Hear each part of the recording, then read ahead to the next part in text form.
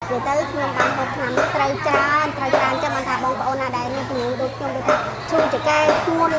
ចុកតាមដូចថាខ្លាំងណាបាទចុកចង្កេះ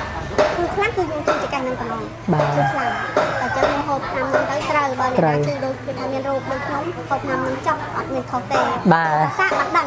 សាកមិនដឹង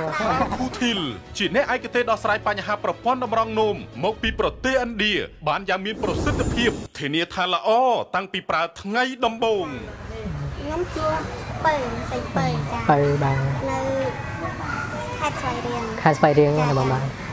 បងមានអាយុប្រហែលដែរបង ខ្ញុំអាយុ40ជាងហើយ 40ជាង 44បាទបងមានអាការៈបញ្ហាតម្រង់នោមធ្វើទុកយ៉ាងម៉េចដែរបង ខ្ញុំចេះតែឈឺចង្កេះ ឈឺចង្កេះ ឈឺចង្កេះខ្លួនទៅក្រោមចាក្រោមនិយាយទៅឈឺខ្លាំងហ្មង ខ្លាំង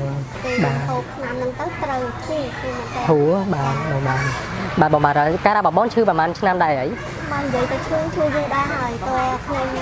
ចេះតែហូបដែរតើមិនទាន់ហូបមិនត្រូវឆ្នាំហ្នឹងណាពេលហើយក៏ឃើញគេផ្សាយហ្នឹងទៅខ្ញុំក៏សាក់ឆ្នាំហ្នឹងទៅមកប៉ុងហើយខែមកប៉ុងទៀតហើយក៏វាធូរច្រើនគឺខ្ញុំថាថាមិនទាន់ដាច់ស្រ័យ 80បងណាបាទប្រើប្រហែលកំប៉ុងដែរបង អស់ពីកំប៉ុង អស់ពីកំប៉ុងឃើញសិទ្ធភាព 80%